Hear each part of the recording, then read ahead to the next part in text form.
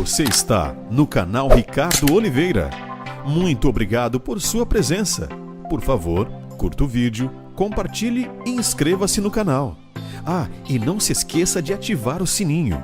Acione a opção Todas Notificações. Assim você não perderá nenhum conteúdo. O canal Ricardo Oliveira e equipe agradecem.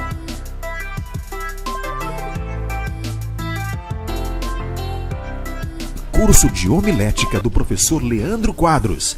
Peça já o seu.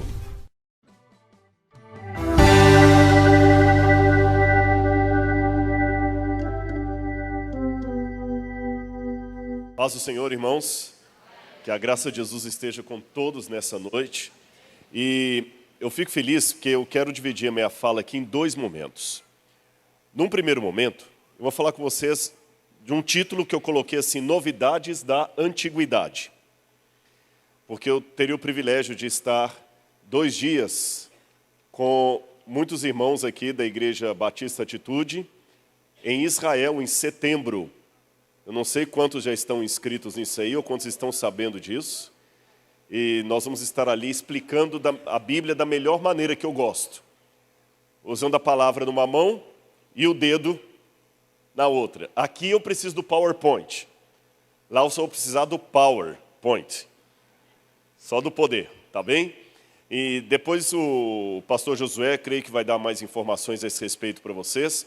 Mas para aguçar um pouquinho, o que é ir para Israel? Porque não é apenas um passeio.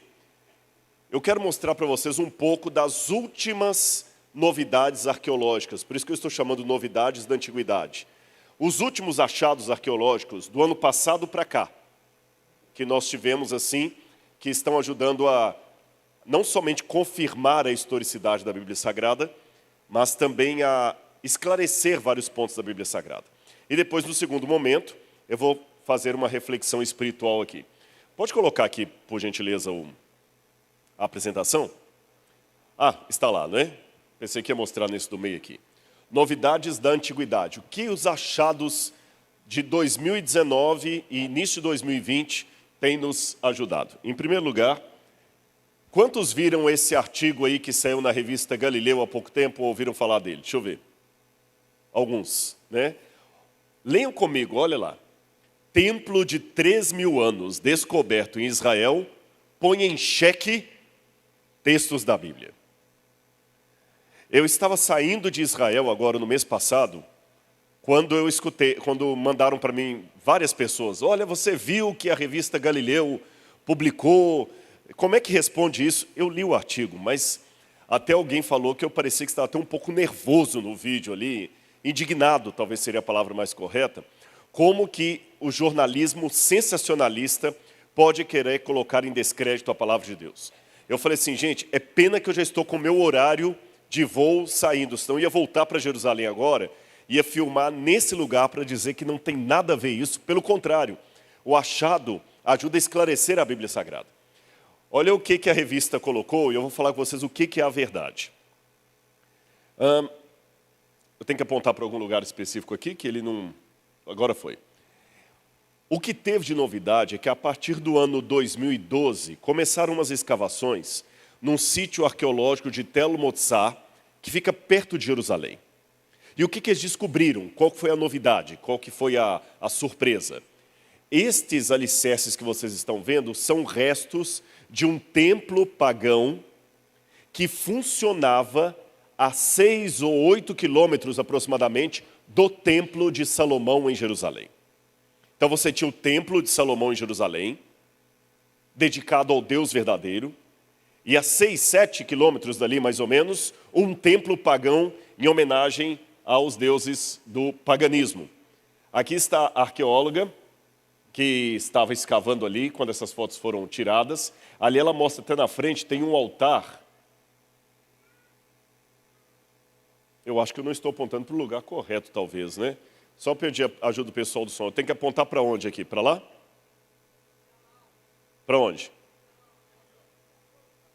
É para cá que eu aponto? Pronto, já achei, pronto, obrigado, viu? Eu estava apontando lá para frente. Obrigado, viu?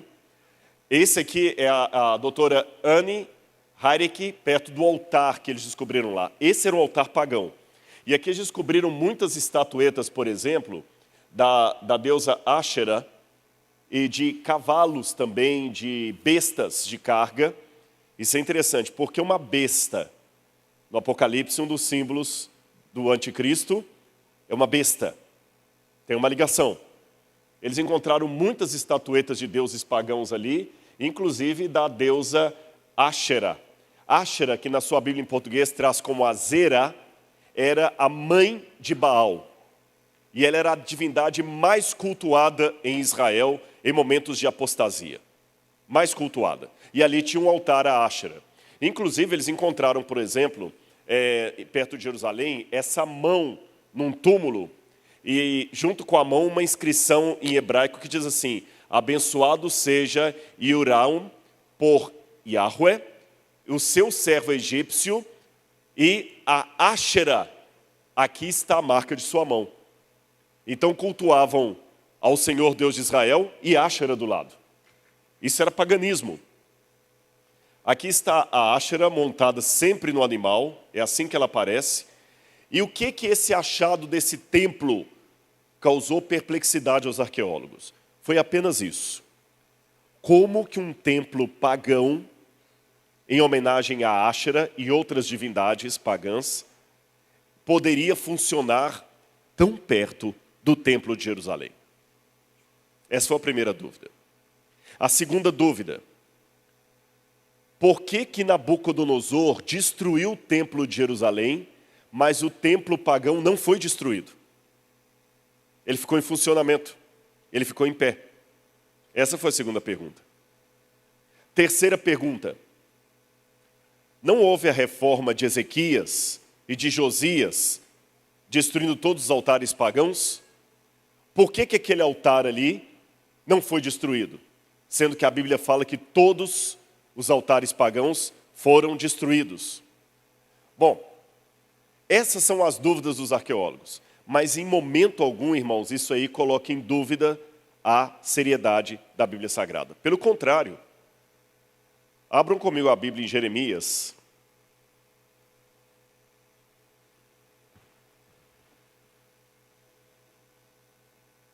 Capítulo 44. Jeremias, capítulo 44. Eu acho que até o capítulo 11 também tem alguma coisa que... Vou ler primeiro o capítulo 11. Leiam comigo Jeremias, capítulo 11, versículo 11. Posso ler? Na minha tradução diz assim: portanto, assim diz o Senhor, eis que trarei uma calamidade sobre eles, a qual não poderão escapar. Clamarão a mim, porém eu não os ouvirei. Então as cidades de Judá e os moradores de Jerusalém irão aos deuses a quem eles queimaram incenso, e a eles clamarão.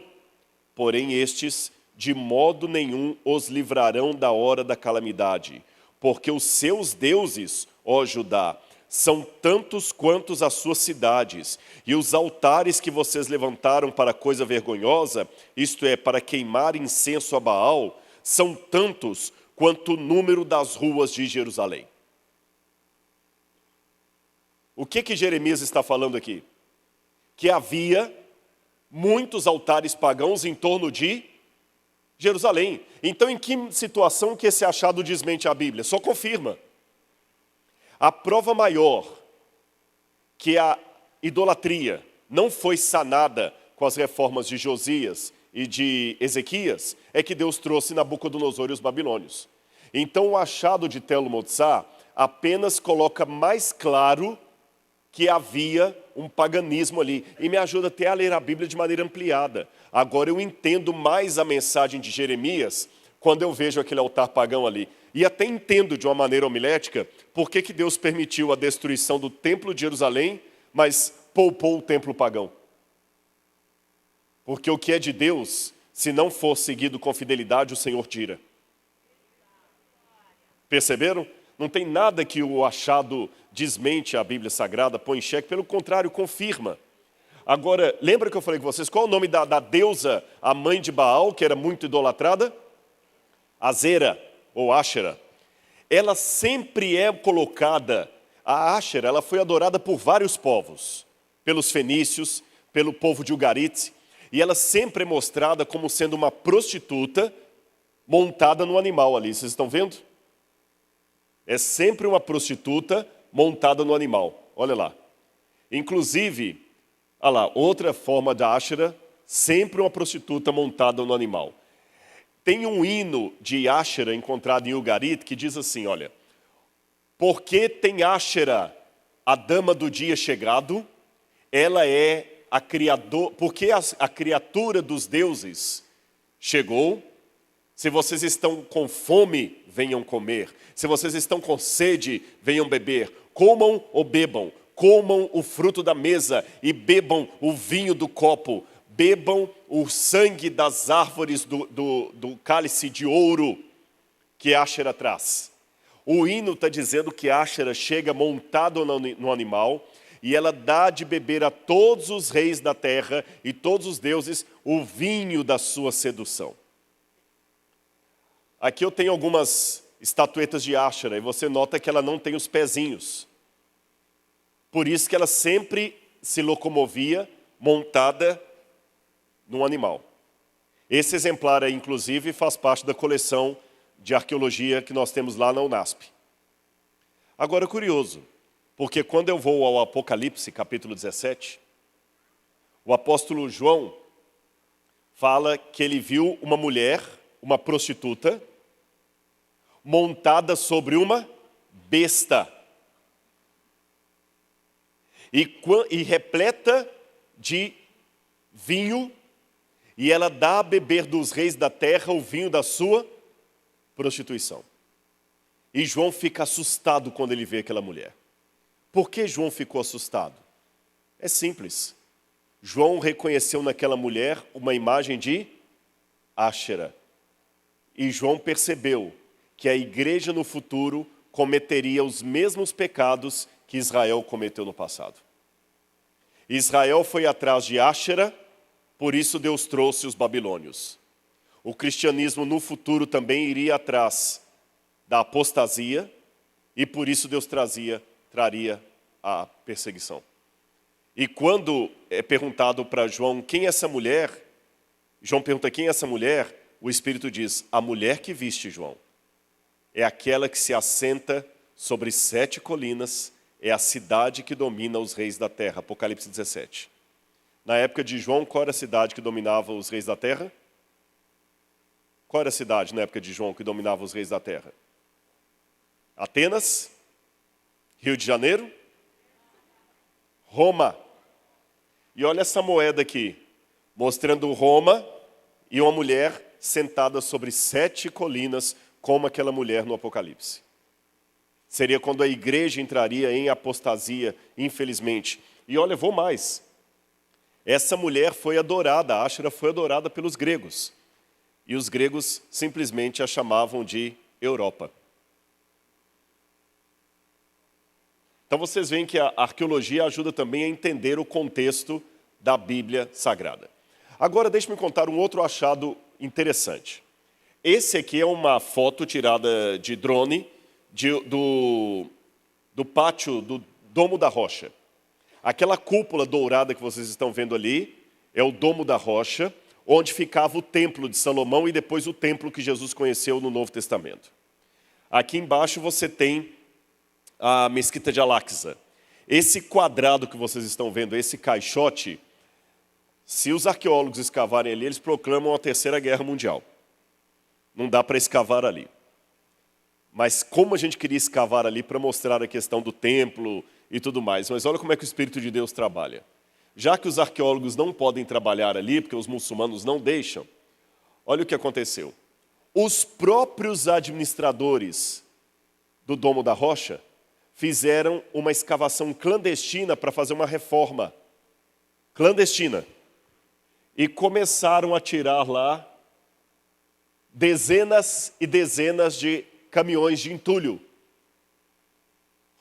Justamente no lugar onde ficava o templo. E quando eles tiraram o entulho dali, o professor Gabriel Barkay, que é esse que está em pé ali de azul, falou, espera aí, ele é arqueólogo, não podemos escavar no Monte do Templo. Mas se eles estão tirando a terra do Monte do Templo, nós podemos peneirar. Eles foram onde a terra foi colocada, só entulho do templo. E quando escavaram lá, inclusive eu participei dessas escavações também, olha, leiam comigo uma passagem, Salmos 102, 13 e 14. Vocês entenderam o que aconteceu, né?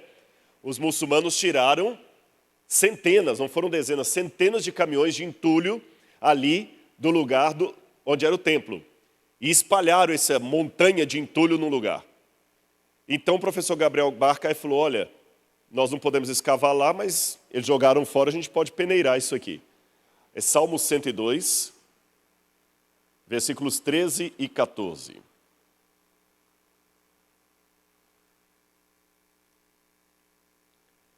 Olha o que diz aqui na minha tradução.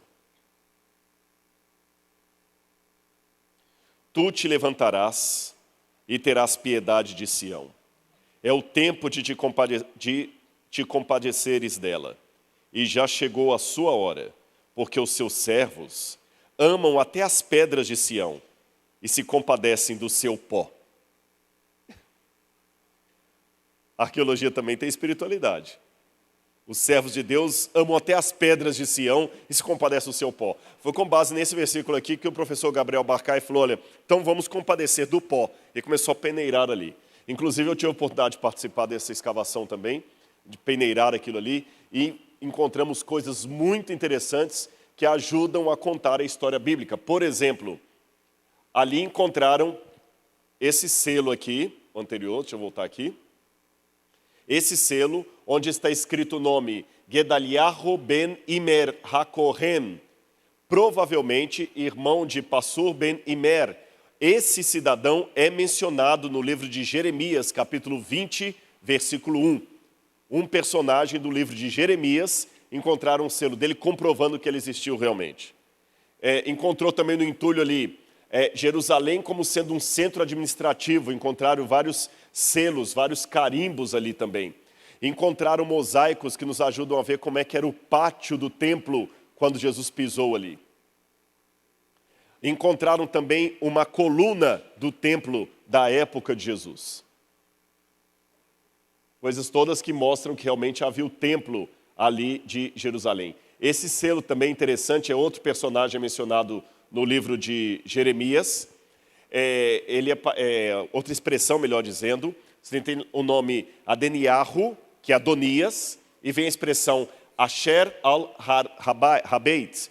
Asher al-Habeit significa o administrador da cidade. E essa expressão aparece várias vezes na Bíblia, mostrando que Jerusalém tinha um administrador e que era a capital de um reino unificado. Coisa que os críticos diziam que era mentira da Bíblia. Tudo isso foi encontrado lá. Agora, também no ano passado e esse ano, a Universidade Hebraica, junto com a Universidade Adventista do Tennessee, voltaram a escavar a cidade de Laquis, que é mencionada na Bíblia. E olha quanta coisa interessante foi descoberta em Laquis. Esse morro aí é uma cidade dos templos bíblicos. Olha como é que ela era. O que encontraram lá de interessante? Abra a Bíblia comigo em 2 Crônicas, capítulo 11, verso 9. 2 Crônicas,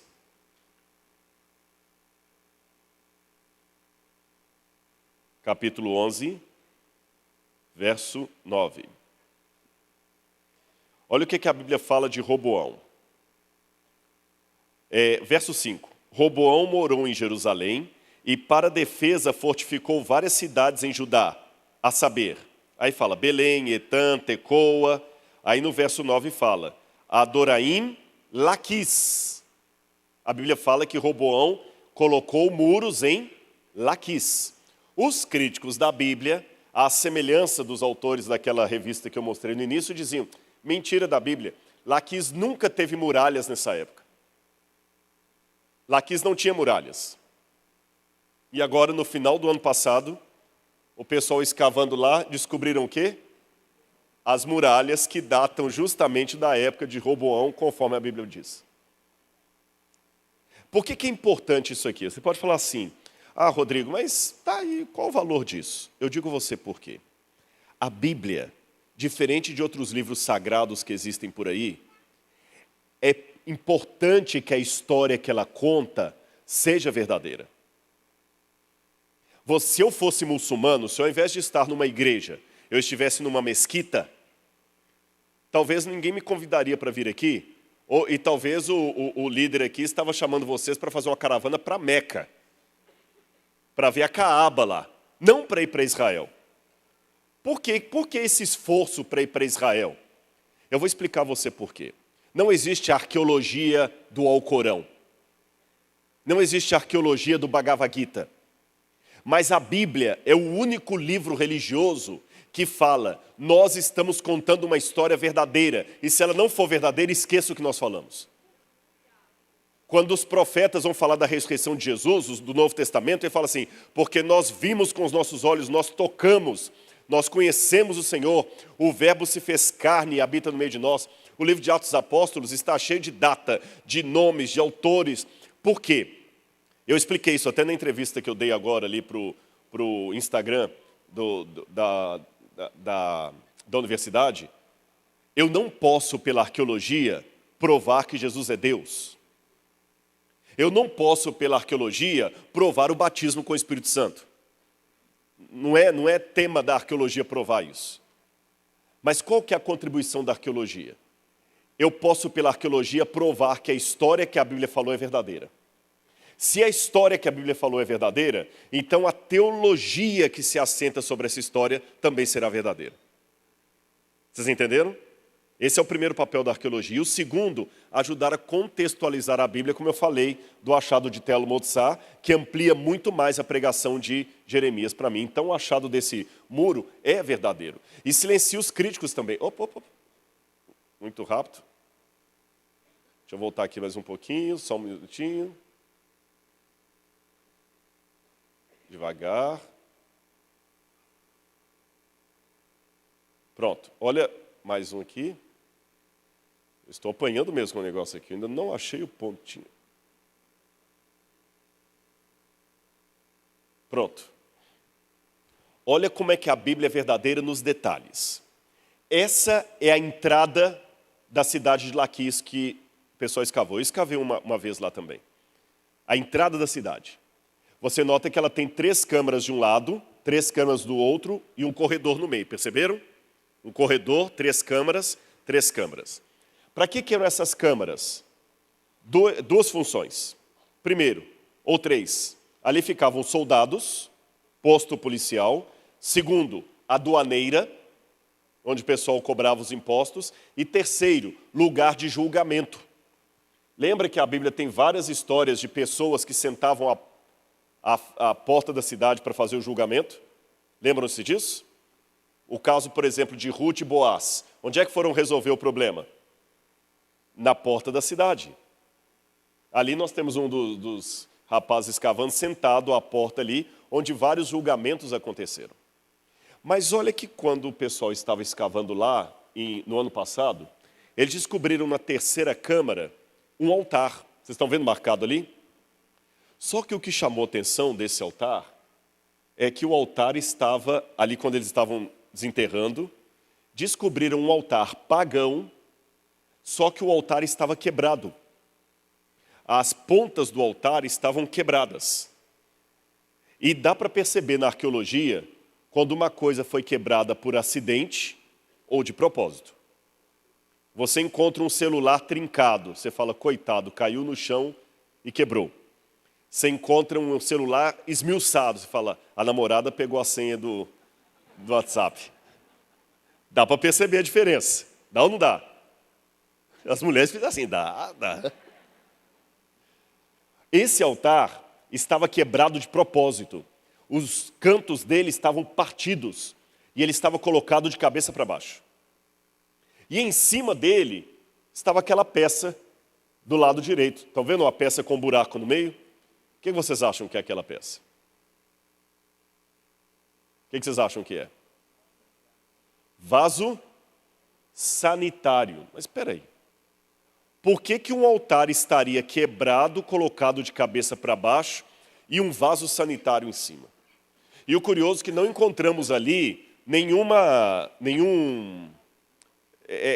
canaleta d'água, nenhuma fossa, nada. Estava um vaso ali em cima. Agora vamos ao que diz a Bíblia, quando fala das reformas de Jeú. Olha o que diz 2 Reis, capítulo 10, verso 27. 2 Reis 10, 27. Quando vai falar das reformas, olha o que diz aqui. 2 Reis, capítulo 10, a reforma de Jeú, verso 27. Olha o que Jeú fez. Tiraram as colunas que estavam no templo de Baal e as queimaram. Também destruíram o altar de Baal e derrubaram o templo de Baal, transformando-o numa latrina, até o dia de hoje. Viram como é que nas mínimas coisas, tem muita gente que está esperando aquela arqueologia de almanaque, de encontrar a Arca da Aliança, igual a Indiana Jones, encontrar a Arca de Noé no Ararat. Não precisamos disso. Deus é o Deus dos detalhes. É nesses detalhes que Deus fala assim, está vendo o livro que eu mandei escrever? É um livro verdadeiro. É um livro que tem uma história que você pode, de fato, acreditar nela. E agora, em novembro e em julho, agora também, eles encontraram recentemente lá um altar, um templo pagão, em homenagem a Baal, mostrando que realmente a Bíblia tem razão. Aquele é o professor Joseph Gaffin, que eu fui aluno dele. E aqui as estatuetas de Baal, que você entende por que os profetas da Bíblia condenavam tanto esse tipo de idolatria. Gente, aqui são só alguns dos últimos achados. Eu quero adiantar um pouquinho, que eu quero mostrar só uma coisa para vocês. Como é que funciona? Quantos aqui fazem faculdade? Deixa eu ver, quantos estão fazendo a universidade agora? Levanta a mão para eu ver. Vários, né? E vocês sabem que uma das coisas que eu mais me preocupo hoje é como a universidade tem arrancado jovens da igreja. Porque você chega, tem um professor brilhante, doutor, ensina aquela matéria há muito tempo, e ateu, que já chega em sala de aula assim, olha, tem alguém aqui que acredita nesse negócio de Bíblia, de criacionismo, e começa a ridicularizar e falar, olha, e é difícil, às vezes, você não tem argumento. E eu fico triste, porque não mostra o outro lado da moeda. Vou mostrar a vocês como é que a academia, diferente do que falam, até alguém me perguntou uma vez que um professor colocou o seguinte, não, fé é coisa para você usar na igreja lá, quando você estiver cantando e orando lá, você usa a sua fé. Aqui nós usamos o conhecimento científico. Você tem o senso comum, que é o conhecimento do povão, e o conhecimento científico. A fé está no senso comum. A academia não. A academia ela vai pelo que dá para ver e tudo, evidência. Não. A academia também é política, preconceituosa e tem muita dissidência lá dentro e muita coisa errada também. Não seja ingênuo de acreditar que a academia é todo mundo certinho, bonitinho, trabalhando só com revisão de pares e artigo indexado. Vou dar um exemplo para vocês. Haja vista que o Brasil agora está tendo uma crítica tremenda porque colocaram um criacionista para ser o presidente do CNPq. Um homem que foi reitor do Mackenzie, culto, tem uns 2 doutorados, um na Alemanha, só porque é criacionista. Isso é preconceito. Quer dizer, fazer chacota de Jesus no carnaval é liberdade de expressão. Ser criacionista é defeito de caráter. Não merece um cargo no governo. É perigoso. Vou mostrar para vocês como é que a academia pode ser preconceituosa. Olha o que esse professor aqui escreveu. O professor Carl MacArthur, Jr., era professor de Oriente Médio na Universidade Johns Hopkins, nos Estados Unidos, lá em Baltimore. Ele escreveu em 1986... Até 1986, nós não tínhamos nenhuma prova fora da Bíblia que Davi existiu. E olha o que esse erudito falou. A Bíblia é a nossa única fonte de informação sobre Davi. Nenhuma inscrição antiga o menciona, nenhuma descoberta arqueológica pode ser firmemente ligada a ele. Não podemos assumir, portanto, que uma declaração sobre Davi em uma determinada parte da Bíblia deriva de uma fonte primitiva. O Davi de Crônicas, por exemplo, é o Davi idealizado segundo o senso comum e não o Davi da história. Um outro professor da Universidade de Copenhague chegou a dizer o seguinte: procurar a evidência histórica do rei Davi é como procurar a evidência histórica do rei Arthur. Isso é coisa de Bíblia. Aí, pouco tempo depois disso, em 1992, o professor André Lamer, professor de línguas semíticas e epigrafia da Universidade de Sorbonne, um homem conceituadíssimo, disse que achou nessa estela de mecha que está no Museu do Louvre o nome de Davi, a expressão Beit David, casa de Davi. Era uma prova que Davi existiu. Mas olhem o preconceito da academia. Mesmo sendo André Lamer um dos mais respeitados professores da área, ele foi quase execrado do mundo acadêmico. Quase perdeu a cadeira dele porque ele queria afirmar que Davi existiu. Ridicularizaram a tradução dele. Porque ele pegou um pedaço da pedra que estava bem danificado ali, falaram: isso é ridículo, não tem Davi ali não. Esse homem ficou louco. Porque ele querer encontrar o rei Davi é como se eu chegasse aqui e falasse com vocês que eu encontrei indícios da existência de tia Anastácia no sítio do Capão Amarelo. Ninguém de bom senso vai dar ouvidos para mim. Foi assim que soou. André Lamer se ressentiu, ficou quieto, foi humilhado, só porque ele queria defender a existência histórica de um personagem mencionado na Bíblia e que a academia tinha certeza que nunca existiu. Um ano depois, aqui foi onde ele achou que encontrou a expressão Beit David. Um ano depois, veio a reviravolta. Por quê? Encontraram em Tel Dan, isso aqui é o artigo científico da época, uma inscrição que trazia o nome de Davi. Essa foi a professora Gila Cook, que era secretária do Hebrew Union College, ela que encontrou essa inscrição lá e o professor Avraham Viram a traduziu e ali está. Hoje, quem for a Israel com a gente vai poder visitar a original dessa pedra lá em Israel. Aí provou, mas gente, na época os críticos ficaram doidinhos. Falaram: não pode ser Davi, é mentira, essa pedra foi falsificada, foi forjada lá. Provou que Davi existiu. Aí, o que acontece? Quando foi agora, no ano passado, saíram 2 artigos científicos. Um deles, esse é o professor André Lamer, um saiu pela Universidade de Tel Aviv.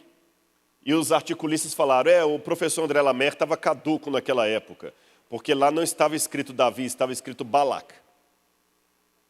Só que ao mesmo tempo que saiu esse artigo de Tel Aviv, a revista semítica estava publicando um artigo mais especializado, porque eles pegaram a pedra que está no Museu do Louvre, levaram numa programação de computador, que aumentaram como se fosse um microscópio, pegaram a letra vazada e colocaram em alto relevo e concluíram que ali está escrito realmente Davi, casa de Davi.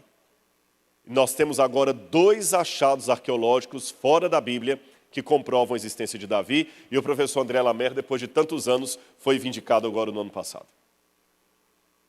Mas vocês viram a frase do professor de Johns Hopkins antes? O Davi da Bíblia nunca existiu. Sabe o que eu aprendo? Em arqueologia, a ausência de evidência não é evidência da ausência. Tem que cavar mais fundo, viu? Pessoal, agora eu só tenho que... Vou passar um pouquinho mais para frente, que o horário está avançado. Depois eu conto mais para vocês. Quem quiser saber mais detalhes, vamos com a gente para Israel, que a gente vai explicar tudo isso in loco lá. Mas eu queria só pegar minha última parte aqui agora. Está vendo quanta coisa a gente teria para falar ainda? Ó? Mas é bom deixar coisas para frente, que aí se tiver oportunidade a gente volta aqui e complementa. Vamos lá, não está querendo passar? Olha quanta coisa para a gente discutir tudo em Israel. Eu quero que os irmãos agora, para a gente fechar a nossa reflexão aqui, eu quero misturar a arqueologia com a Bíblia. E mostrar algumas fotos que aqueles que forem a Israel vão poder ver com os próprios olhos o lugar que eu vou mencionar aqui. Abram comigo a Bíblia agora no Evangelho de Lucas. Evangelho de Lucas, capítulo 10, versículos 25 em diante. Eu vou ler na minha tradução aqui, os irmãos acompanhem. Lucas 10, 25.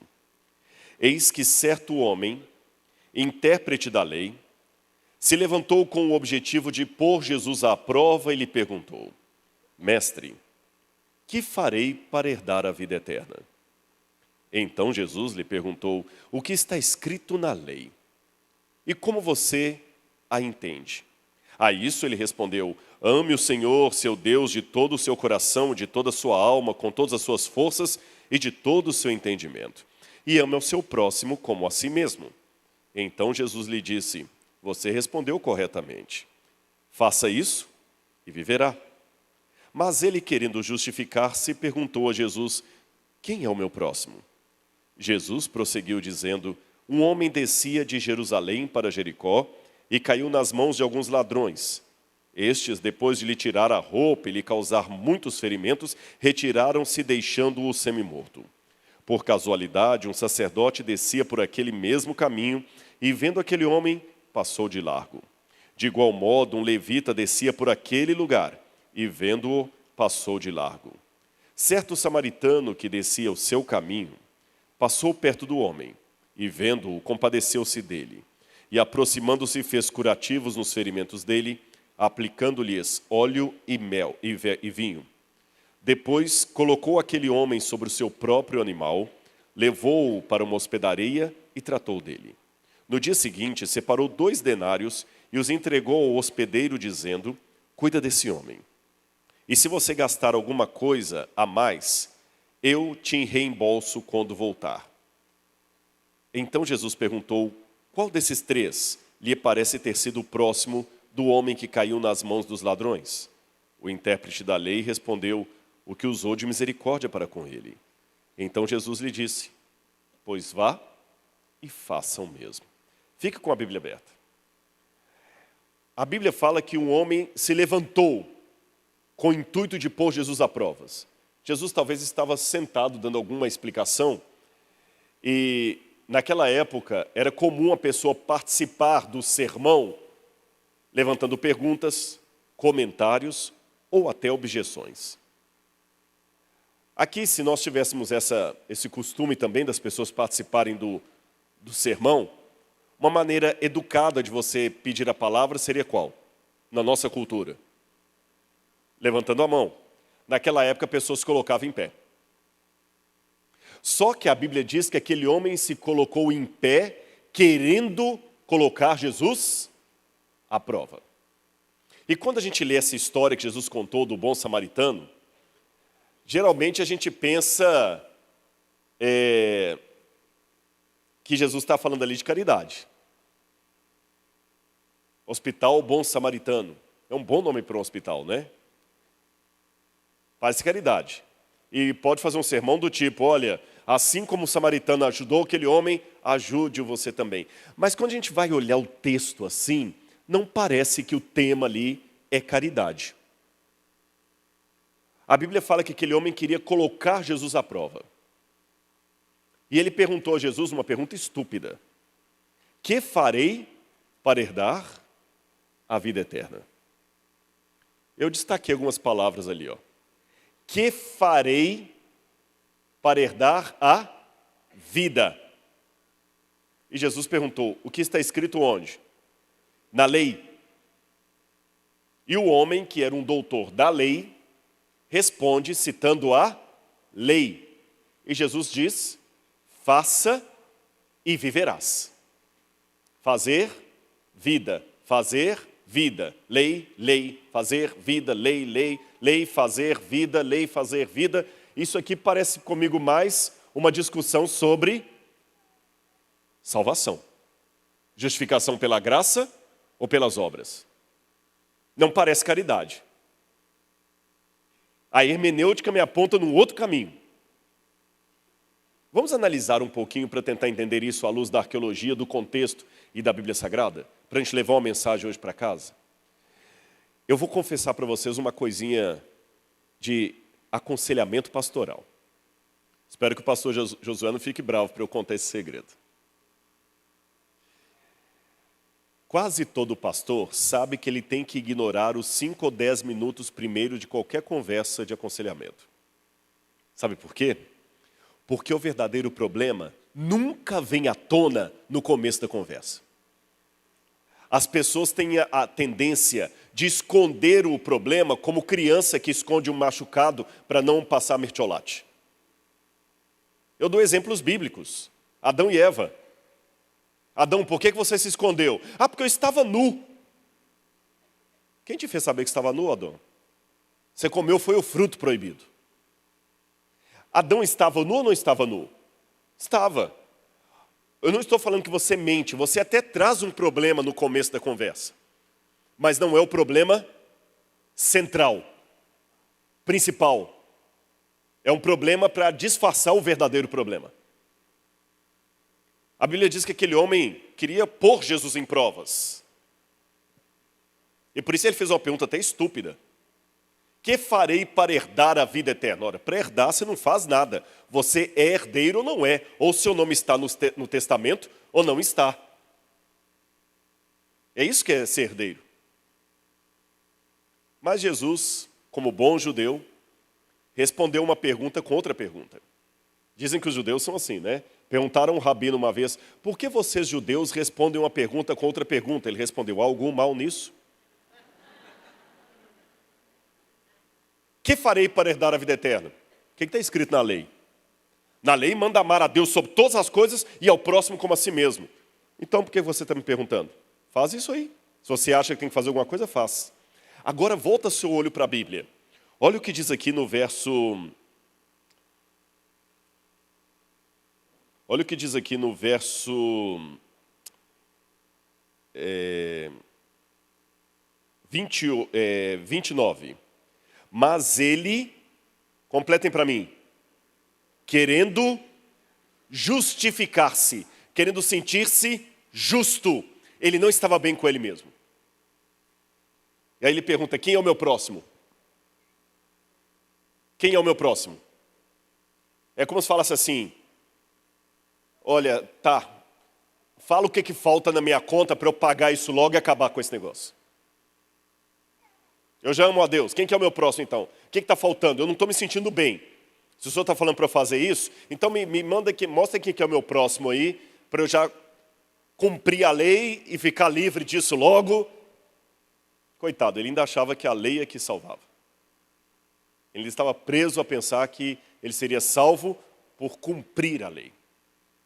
E Jesus, como um bom psicólogo, deixou ele raciocinar. Jesus seguiu o raciocínio dele. Vem cá que eu vou contar uma historinha para você. Mas antes de continuar, preste atenção, que eu vou precisar dessa cena no final do sermão. Aqui está o doutor da lei, procurando saber quem que era o próximo, para ele poder ajudar, cumprir com a lei e assim poder sentir-se justo. Entenderam? Quem é o meu próximo para eu ajudar? Fala quanto falta para pagar esse negócio aí para liquidar isso logo. Já puxando o talão de cheque. Quanto que falta para pagar isso aí? Aí Jesus contou a historinha que vocês leram. Certo homem descia de Jerusalém para Jericó e veio cair na mão dos ladrões. E os ladrões tomaram tudo o que é dele. E o homem estava caído na beira da estrada. Pobre homem. Por que será que aquele homem estava caindo na beira da estrada? De repente eles tinham até adorar em Jerusalém. Tinha boas intenções. Estava voltando da igreja. Tinha acabado de devolver o dízimo dele, a oferta. Tinha voltado para casa feliz, porque viu um sermão que mexeu com ele, e os ladrões o pegaram e o deixaram no meio da estrada. Ensanguentado, aí passa... Quem que é o primeiro que passa na parábola aí?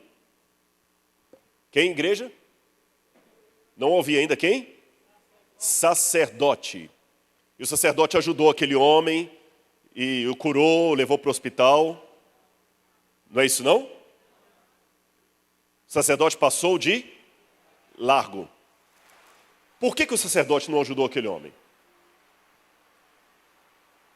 Vamos fazer perguntas ao texto. Por que o sacerdote não ajudou aquele homem? Posso responder por quê? Olha para mim aqui, não esqueça nunca mais. O sacerdote não ajudou aquele homem porque ele era fiel à lei de Deus. Ele era fiel a Deus. Não entendi, Rodrigo. Deu um nó aqui agora. O sacerdote pecou porque ele era fiel. Exatamente. Ele era sacerdote. O que a lei de Moisés falava que quando a pessoa estava exercendo como sacerdote, ele tinha que estar sujo, limpo, purificado. E enquanto estivesse purificado, ele não podia ter relação sexual, ele não podia tocar em cadáver, ele não podia tocar em sangue. Que curioso. Se eu estiver certo, então, Jesus está ensinando com essa história que dá para ser infiel sendo fiel. Viu que paradoxo? Você pode transgredir a lei de Deus cumprindo a lei de Deus.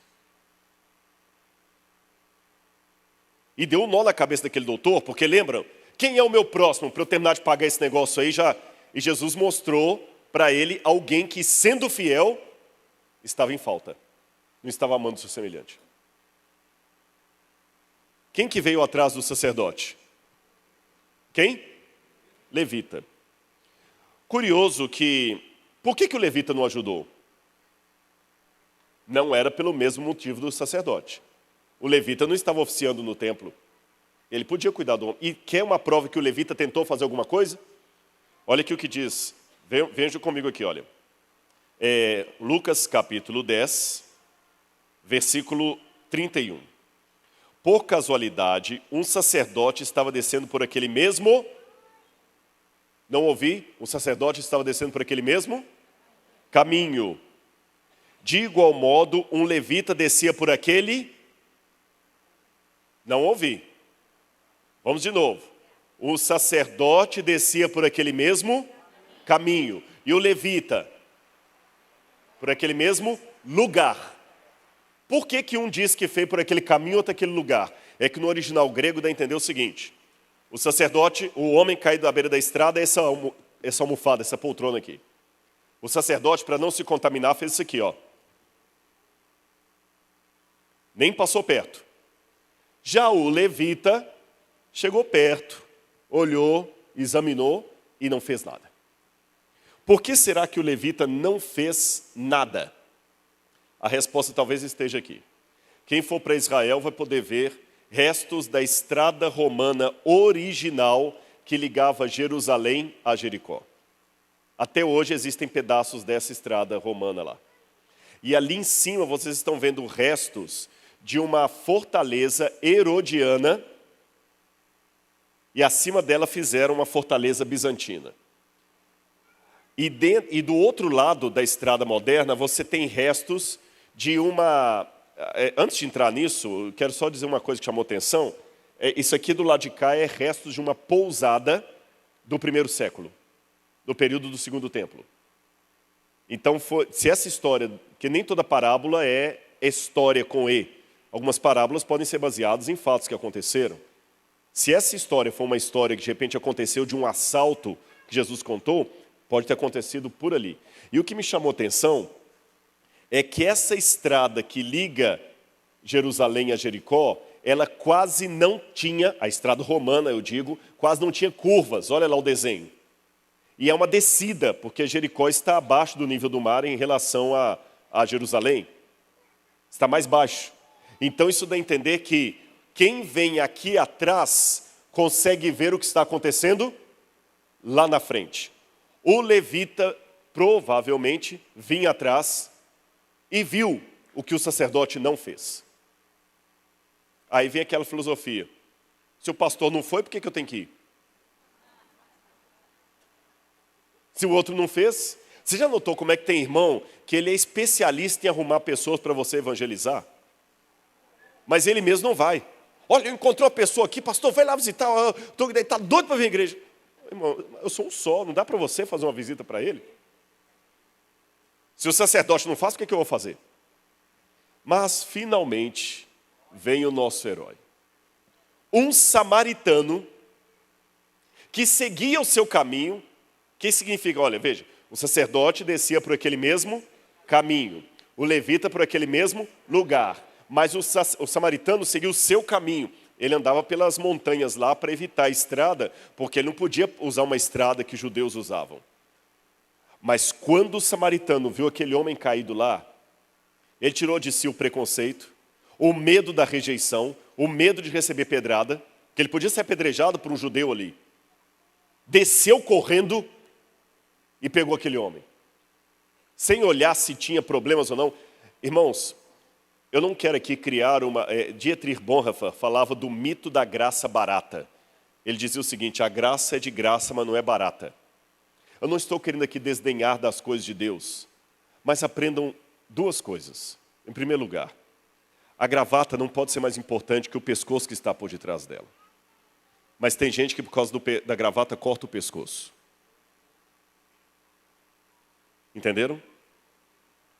Até as coisas de Deus, se estiverem no lugar errado, se tornam maldição. Até as coisas de Deus, se estiverem no lugar errado, se tornam maldição. Aquele samaritano pegou o homem, cuidou dele, botou no seu animal e o levou até a hospedaria. E Jesus, ao final, devolve a pergunta para o homem. Mas eu quero voltar aqui. Qual foi a pergunta que o doutor da lei fez para Jesus, por último, antes dele contar a parábola? Quem é o meu próximo? E vocês lembram que eu falei, olha, o doutor da lei está perguntando, quem é o meu próximo para eu ajudar? Então aqui está a silhueta do doutor da lei e do outro lado a silhueta do próximo. Se aquele é o próximo, esse é o doutor da lei. Só tem dois personagens aqui, o próximo e o doutor da lei. Olha como Jesus inverteu a pergunta. Quem foi o próximo? Quem foi o próximo daquele que caiu nas mãos dos salteadores? Vocês perceberam isso? Você está querendo saber quem que é o próximo para você ajudar? É você que está precisando de ajuda. Você que precisa de ajuda. É você que precisa ser ajudado. Você que se levantou querendo me colocar em provas, na verdade você está querendo se sentir justo. Você precisa de salvação. Você que está caído no chão, ensanguentado, e de repente nessa noite, eu estou falando para pessoas que estão caídas e nem se deram conta que precisam de ajuda. E sabe por que que às vezes você não encontra ajuda? Porque a primeira coisa que você precisa ter é a humildade para aceitar a ajuda de alguém que você despreza, de alguém que é samaritano. Porque Jesus, muitas vezes, é a figura desprezada desse mundo. Jesus hoje está fora de moda. Por quê? Porque Jesus é criacionista. Jesus acreditava na literalidade da Bíblia. Jesus acreditava que Deus criou o céu e a terra. Jesus acreditava no casamento como a Bíblia coloca. Jesus acreditava em coisas que hoje são consideradas fora de moda. E você tem que ter a humildade para aceitar que esse Jesus, considerado samaritano por muita gente, aliás, ele era chamado de samaritano por alguns judeus. Esse Jesus salve você. Um Jesus que não está nos padrões do politicamente correto. E pegue você e leve você. Eu aprendi uma coisa, eu não sei nadar. Mas eu aprendi uma lição de natação.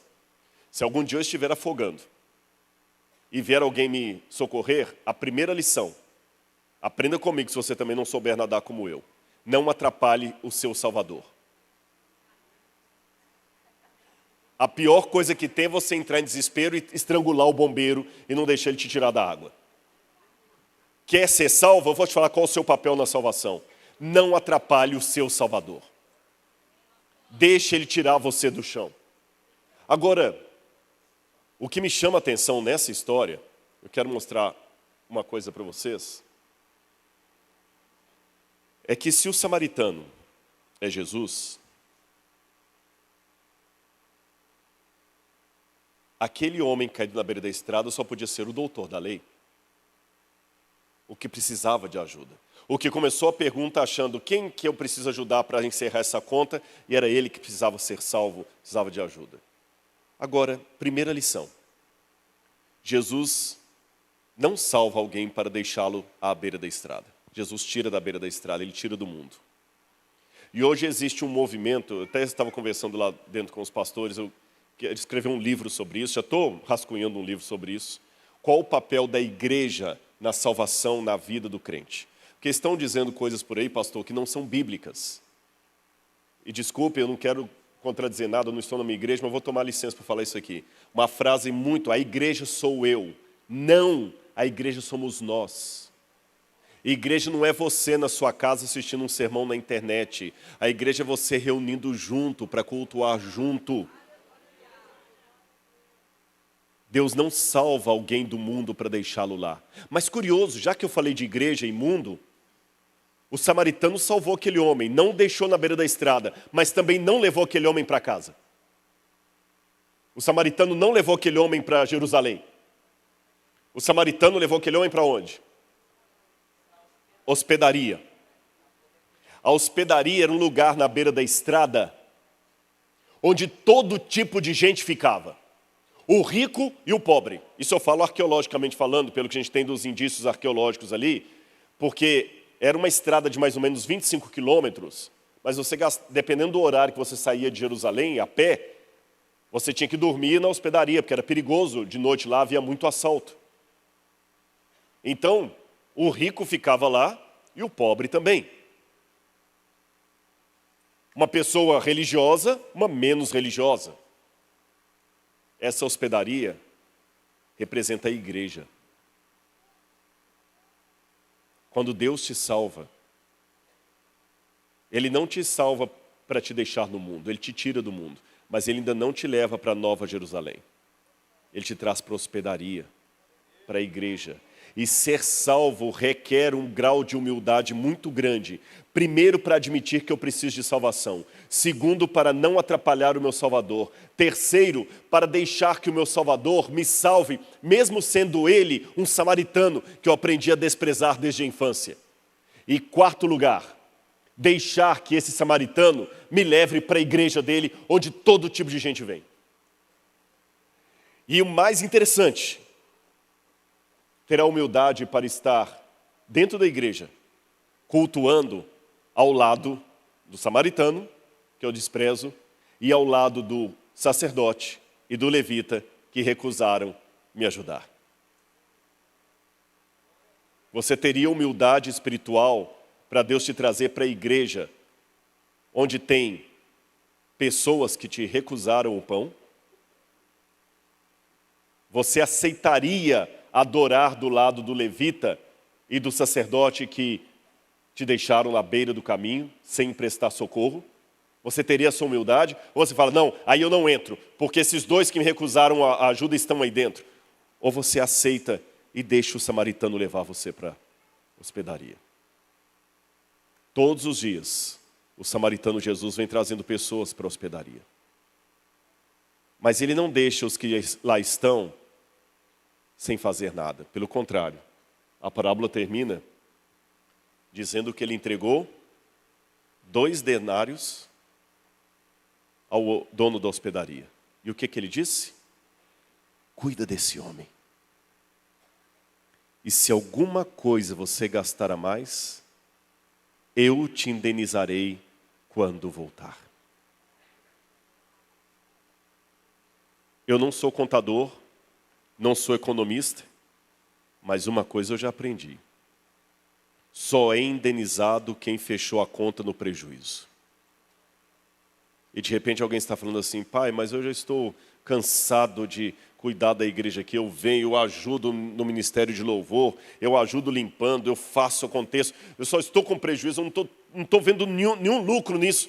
Cuida dele. Senhor, mas estou cansado, já fui visitar lá, ele não converte, a gente vem e visita, a pessoa não vem, ele parece que tem o coração do... Cuida dele. Mas Senhor, eu estou cansado, dá muita dor de cabeça, a gente prega para ele, daqui a pouquinho o cara está bebendo de novo, está caindo na bebida, eu não tenho mais paciência. Cuida dele. Senhor, mas eu já estou perdendo noite de sono para levar um camarada... Cuida dele. E se alguma coisa você gastar a mais, eu te indenizarei quando voltar. Amém? Que Deus abençoe a sua vida. E coloque hoje no seu coração. Se você estiver caindo à beira do caminho, deixe o samaritano te buscar e te salvar. E se ele te levar para a hospedaria, vá com ele. E uma vez na hospedaria, cuide dos demais que ele vem trazendo todos os dias. E assim um dia poderemos finalmente sair da hospedaria e voltar para o lar. Que Deus abençoe todos vocês. Amém.